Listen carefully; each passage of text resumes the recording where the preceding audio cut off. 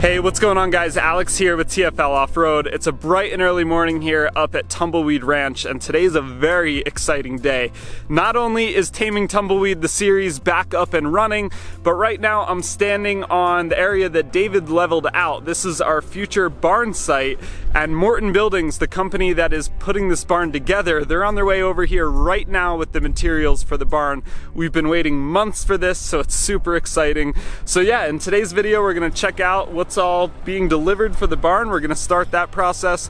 And also, I don't know if all of you know this, but we have a motorcycle channel, TFL Bike, and we recently picked up a Yamaha TW200, which a lot of people say is the perfect farm or ranch bike. So yeah, in this video, we're not only gonna look at the delivery from Morton, but we're also gonna take that new TW200 down in our off-road course and give you a little teaser of what you can find over on the TFL Bike channel. Now, just to give you an idea of the lay of the land here, here's our road that goes from the top of the property all the way down, and that's where the off-road courses are, all the way down that hill back where those trees are.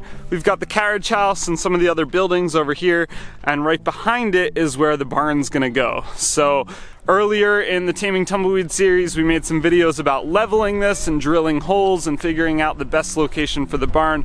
So if you want to see how we got to this stage right here, it's all documented on video. There's a whole playlist full of the Taming Tumbleweed videos. You can go check them out.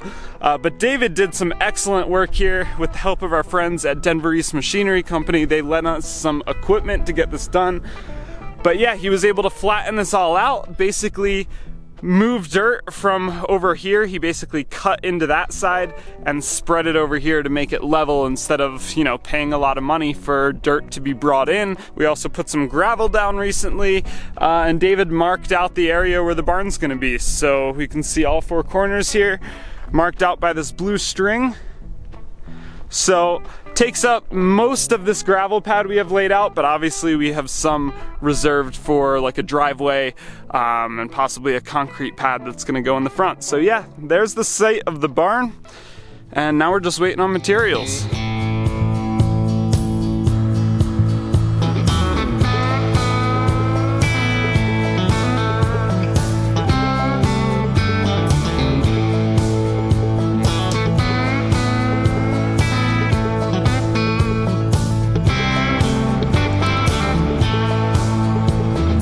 So the truck's just pulled in right now. Greg, the man on the right, who you've seen in some of the videos when we were planning the barn, is talking to the driver. They're trying to figure out the best course of action for pulling these two trucks in and where to unload material, because if you look over here, that is a pretty steep hill that not many semi-truck drivers are gonna wanna go down and turn around down there and come back up. So trying to figure out the best way to do it on the pad right here and where to stack materials.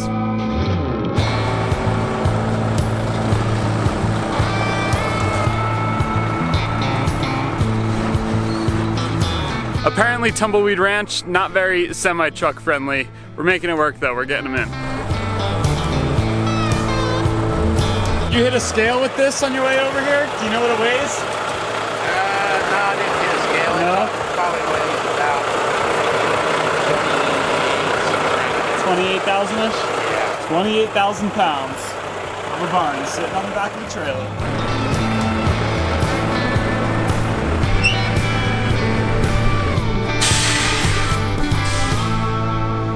I gotta say, I am pretty impressed with this whole process. It's definitely cool to watch. The fact that a few months ago this was a big open field, now it's a level field, but just to see these two trucks come in and know that there's nothing here right now, and these two trucks hold everything we need to put up a barn. It's pretty incredible that everything is here.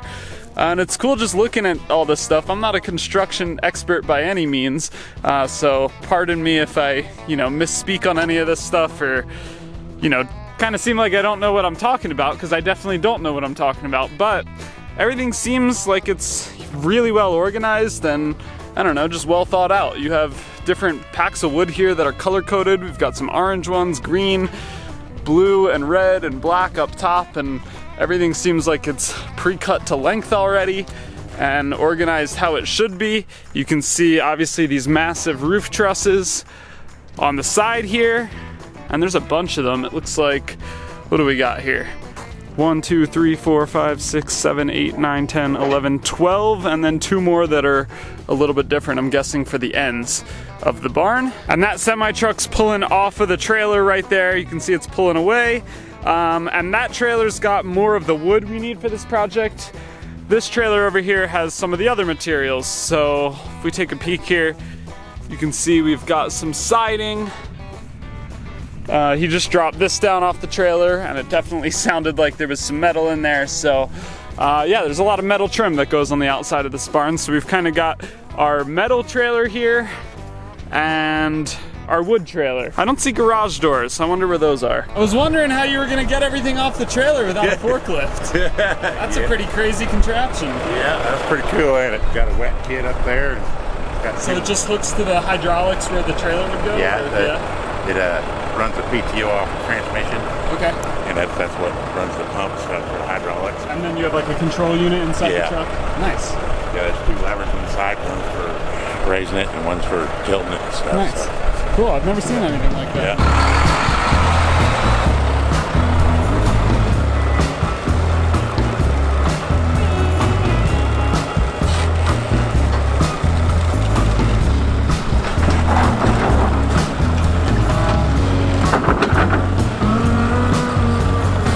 That was super cool to watch. The fact that he can do that backwards with that much precision and just slide those forks right in between the gaps of the wood, really cool to watch. If that were any of us on the TFL crew, that would have been a total disaster. David probably could have done it, but I don't know. The rest of us, not a chance. Also, I know we laid that string out in the ground over there, but it's really not till you lay these down on the ground and you're able to walk the length of them that you really understand how big this barn's gonna be. It's not massive, but you know, it's just kind of hard to picture when all you're working with is string. Once you got a bunch of wood in front of you that's cut to length, yeah, you can get a much better idea for the size of this thing.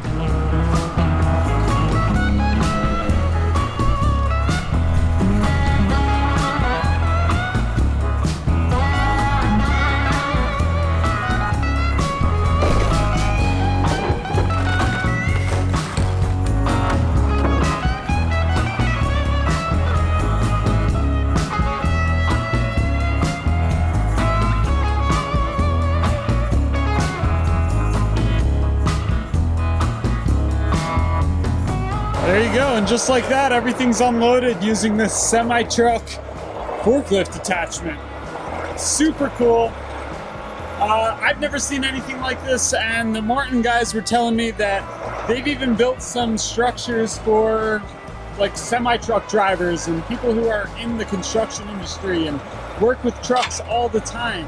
And even still, those people are kind of amazed at this forklift setup. So glad to hear it's not just me. This thing's actually pretty cool. All right, so let's take a look at some of what we've got here. So everything's labeled, which is pretty nice. I don't know what everything means, but we've got a joint here. It looks like we have some different sheathing, different wraps, trim pieces.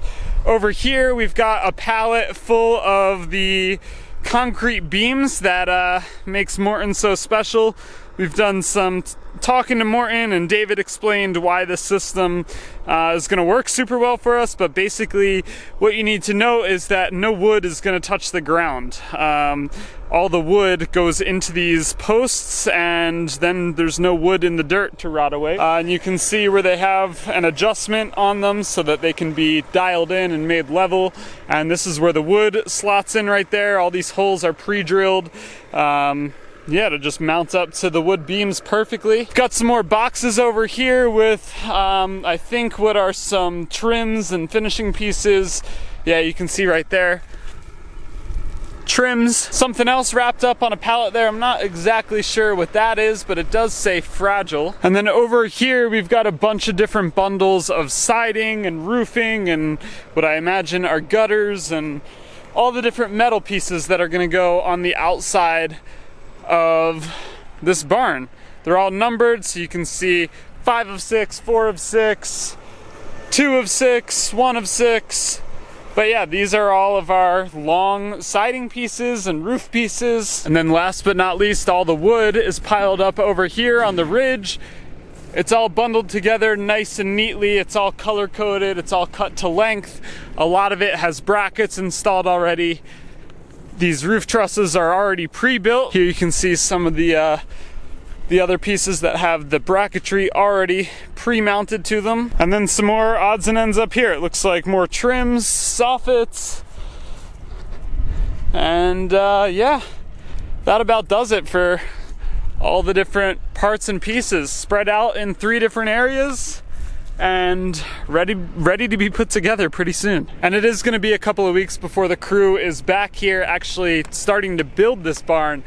So for the time being, we have it wrapped up under some plastic to keep it protected from the weather that we really never get here in Colorado. So yeah, it might not rain. We could desperately use some rain around here, but either way, the material is covered and protected from the weather.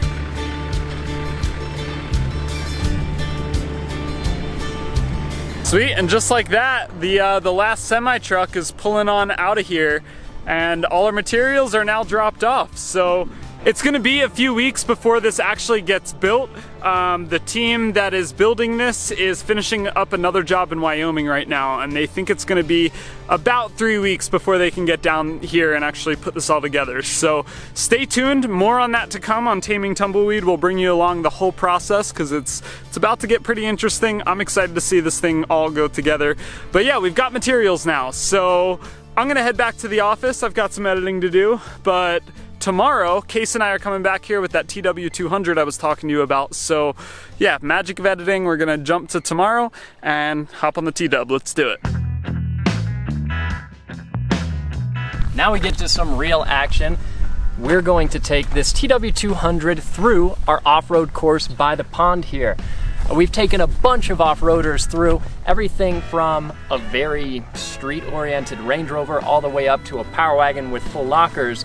But right now we're gonna take this motorcycle that we just bought over on TFL Bike and see how it stacks up compared to trucks and SUVs on this off-road course. Now, this particular motorcycle is called a TW200. This has been around since 1987, and really the only thing that's changed about it since is that in 2001 they put a disc brake on the front and they got rid of the Kickstarter. Otherwise, this is the same bike that you could have bought back in '87.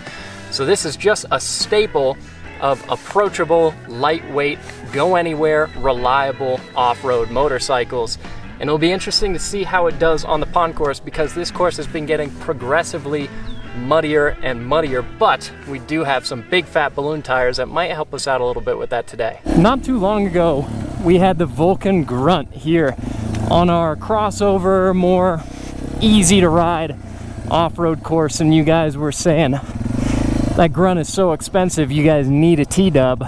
So before we go to the back course, I'm just gonna rock this thing up the logs like we did on the Grunt and see how it does.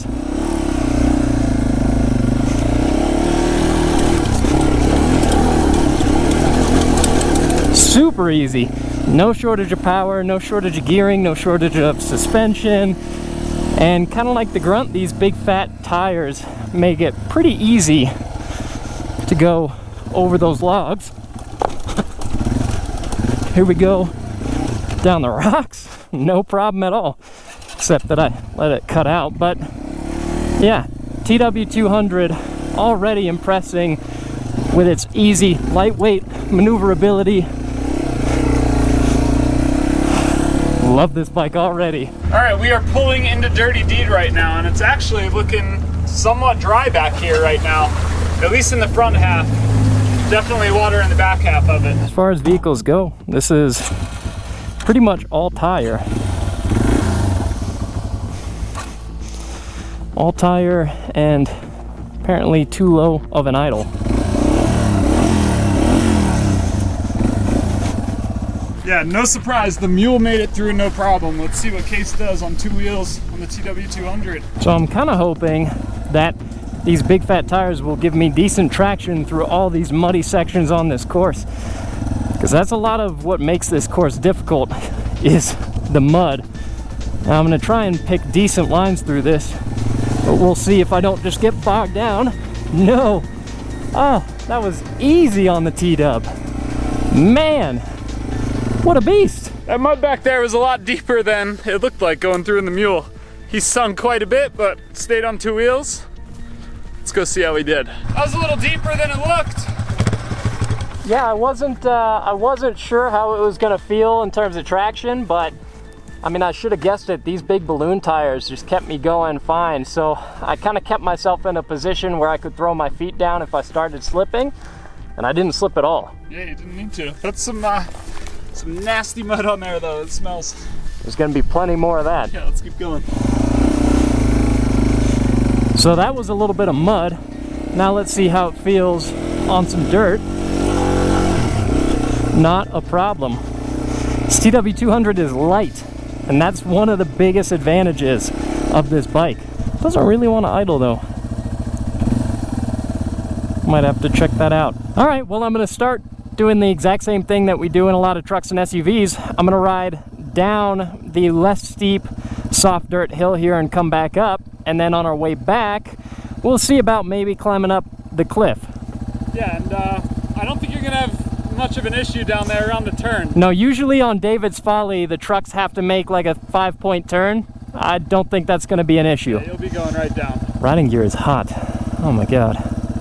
That is one nice thing about trucks and SUVs is they usually have AC, and this does not.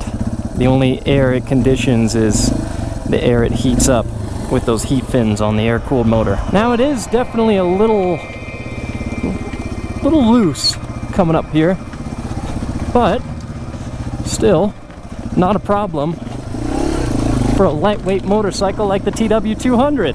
Ah, what a beast! I love this bike already.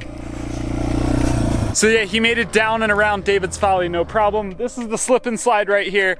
I think he's chickening out from doing the slip and slide. I'm looking at it, I don't blame him. I've been up this in a mule, I've been up this in a truck, and it's pretty scary. So at some point we'll probably get the TW up and over slip and slide, but we might have to wait for Andy for that.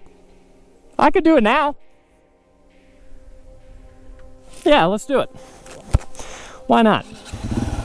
Well, I think Kase heard me saying that he was chickening out, and he's on his way back now to tackle it. Yeah, let's go ahead, and while we're here, we'll try out what they call the cliff, which is a pretty steep climb. I mean, to be fair, Andy did it on a CT70 and made it look really easy.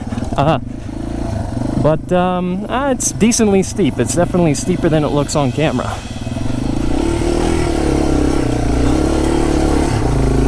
Oh yeah. That looked like it was a piece of cake. Yeah, everything I pull up to on this bike thinking, oh, this might be a little iffy because I'm not usually a dirt rider.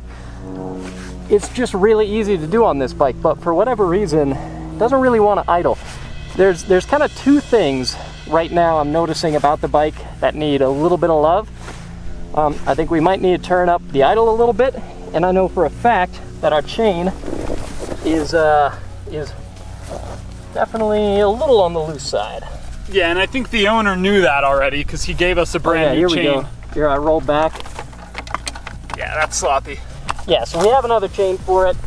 We just couldn't really wait because we want to ride. Yeah, we wanted to get out and ride, but definitely needs a new chain. Yeah, I've noticed that it does like to cut out at idle a little bit, so probably turn the idle screw up a little bit, should take care of that. Otherwise, it's a pretty killer bike so far. Yeah. I'm liking it. Yeah, I mean, the great thing is, like you said, you've got the big wheels to get you over and keep traction and everything, but bike also doesn't weigh anything. It's not powerful, but it's geared low, so. It's geared low, but it's 200 cc's, so you can, you know, grab a handful of throttle on your way up, and it's not going to send you off backwards. No, it's fine. Yeah. It's easy. Oh, we'll go ahead and hop back down it. Oh, and of course, cut out again. There we go. Back on our way. Thank God for electric start, huh? Yeah, that's the problem right there. All right, we're going through Nathan's Crack, which is normally an approach and departure angle test. Not really much to test on the TW200 in terms of that, so kind of gonna skip through this one. Easy in that. Easy in this. Yeah, no problems at all. This course is surprisingly difficult for a lot of genuine off-roaders. Not for the TW200. Not even close. This is gonna be where it gets interesting. This is Cottonwood Creek, which has just become an absolute muddy bog. It's a mess. It is ugly in here, and pretty much everything gets stuck.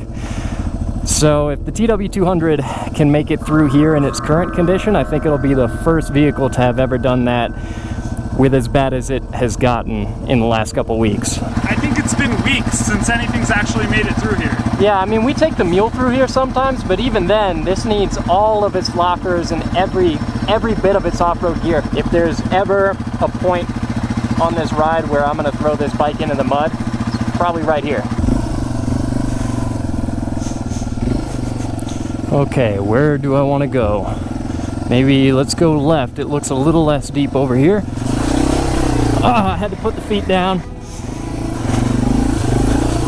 Well, got through, but I had to walk with it, so not as clean as I would have liked. And this is going to be tough too, because it's not nearly as long, but that hill at the end gets really slick and the bikes start to slide out the back tire. So yeah, it might be difficult to do this, but we'll give it a shot. What's your line choice here? Are you going to try and stick right and come up that hill, or are you going to go left and try and square up with the hill and kind of hit it straight on?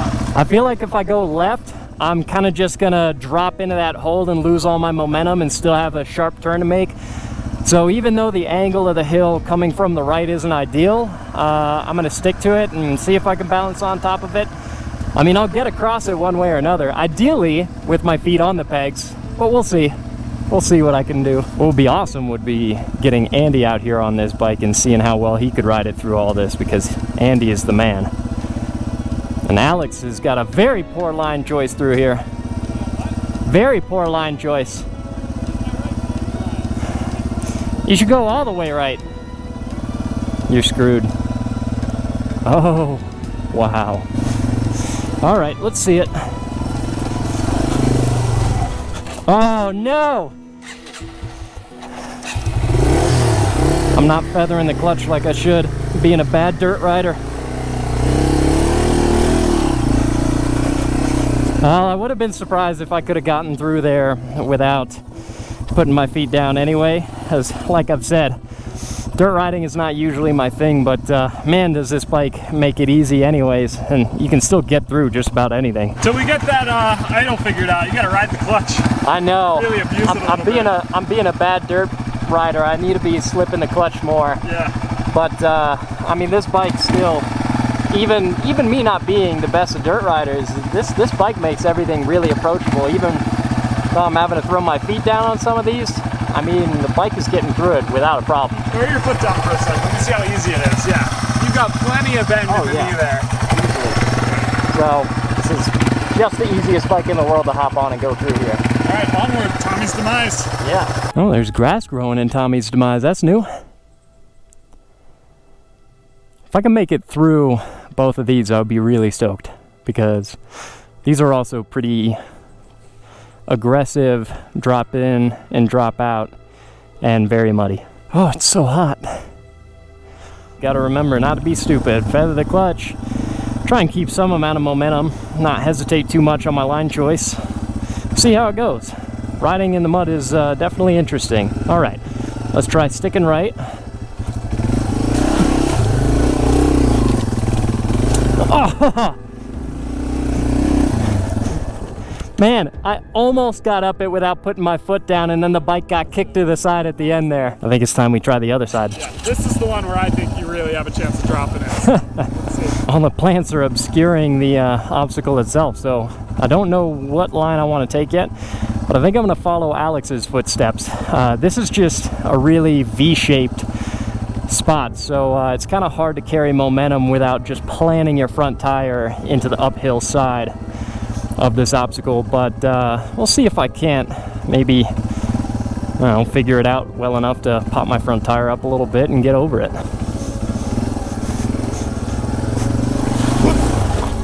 Oh, not quite putting it over, but pretty close.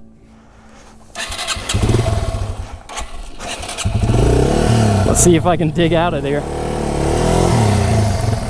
All right.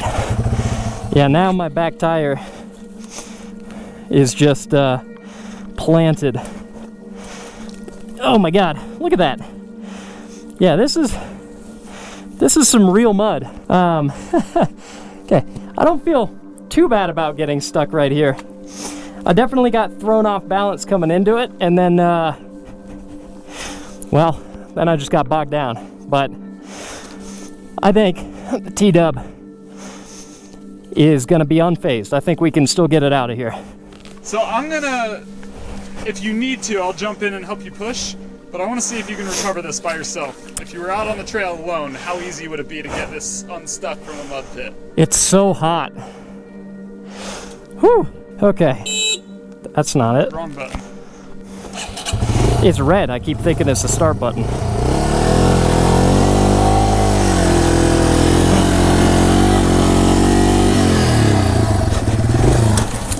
And there she goes. There it goes. Woo! Can't do that with the GS. Well, I'm sure somebody could. Oh my God. It's like 100 degrees. Let me know when you want to tap out. Whew, no, never. Come on.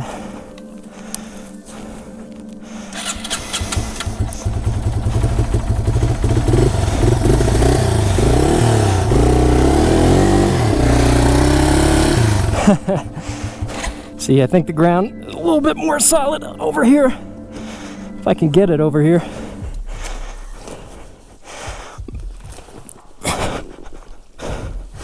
Look at that. Whew. Jeez. Look at that rut. Oh my God. It's deep.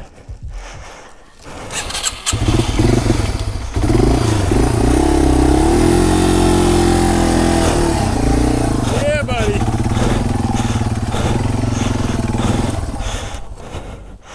All right, well, we got out, but man, whew, dirt biking is hard work. Whew. I want to shed some layers for a second here.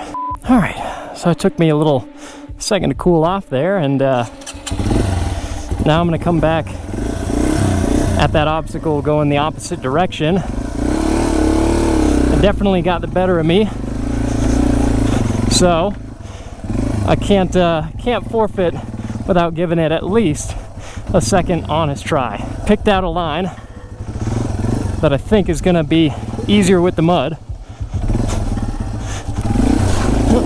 Nope, it was not. I was thinking, let me take the high lane instead of getting back into this deep, low stuff. And definitely got thrown off by how dug out that was. And then I just let the front end of the bike plant right into the mud. And I'm pretty sure the front wheel is still down there, but it's down there. Yeah, it stopped you like a wall. Yeah. And now you're up against the wall, so getting it out is going to be harder than the last time. Well, you know, we'll see. I'm an optimist. It's in there. At this point, yeah, just forget about keeping your feet dry. Well, I'm just trying to keep my boots on my actual feet, you know?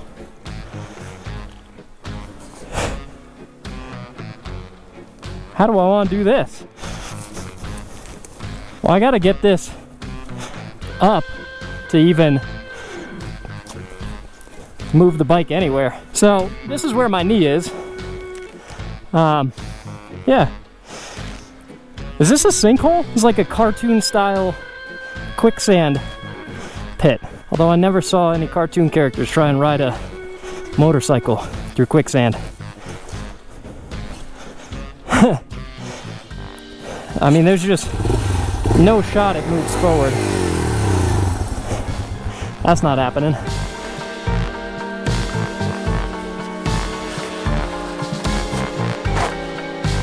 All right.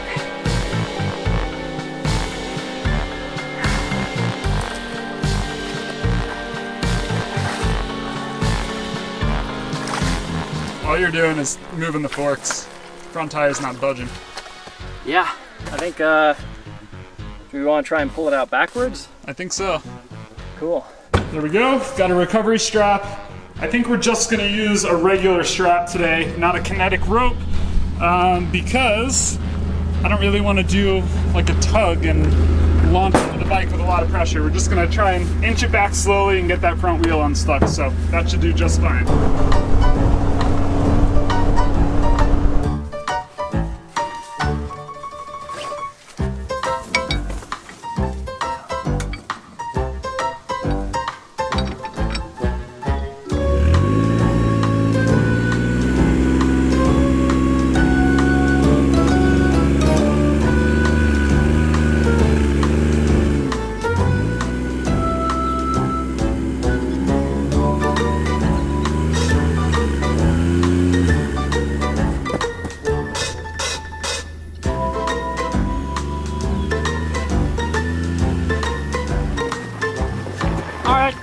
I was trying to go as slow as I could, but... Yeah, you know, it's kind of hard to be a nice, fun, energetic YouTube personality when you're sweating your brains out.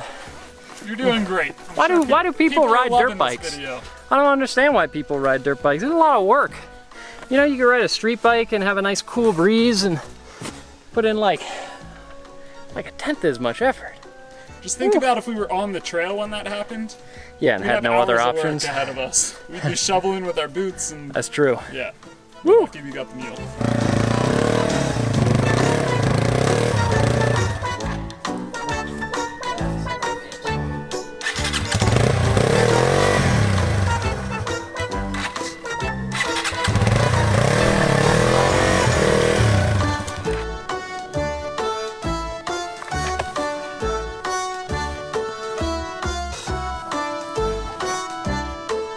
This is a great day at work.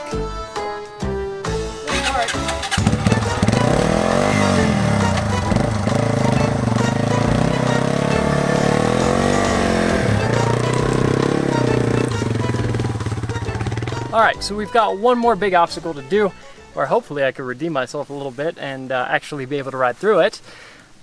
So that's the last one, but before we do that, I want to tell you that very soon on TFL Bids, there is the coolest Trail 70, a Honda CT70, that's going up for auction to benefit a charity called Biker Down that helps out riders and their families after an incident. And the entire series is made possible by our friends over at Rider Justice. It is just the coolest bike. We did an entire series on the rebuild of it, full engine rebuild. Everything has been gone through, so it's a really sweet bike. Keep your eyes peeled for that on TFL Bids. And now it's time for me to go try out this last bit. All right, here we go. And wow, this looks as muddy as everything we've done so far. Which way do I want to go? Let's try straight down the middle. Oh yeah, come on. Oh, I lost all my momentum at the end there. It was going so well. You just hit a slick spot. It's like glass under you. Yeah, dude. All of this is so slick. This is difficult stuff to ride on.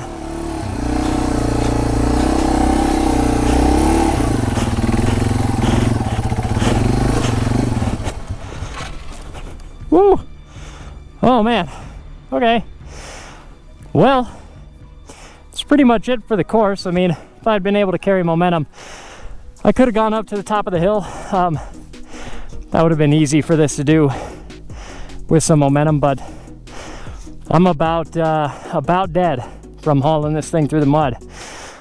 So I think that's pretty much a wrap. Yeah, I'd say that's a wrap. I think when it gets a little colder and we start getting some snow, maybe we figure out a way to stud this rear tire. Yeah. Not only to help with snow, but also just to get us through some of this mud. So maybe around the fall we'll throw some screws in the tire. And then you can hump it through the slick stuff. I am super down for that. All right, well there you go. TW200 conquered the course, the bike, Kase, they're all in one piece. So yeah, this is just a little preview of what's to come over on the TFL Bike channel. So if you want to see more of the TW200, make sure you head on over to TFL Bike. That's where the rest of the videos of this machine are going to live. And yeah, starting in a couple weeks, we'll be back building the barn and lots more to come here on TFL Off-Road. Catch you in the next video.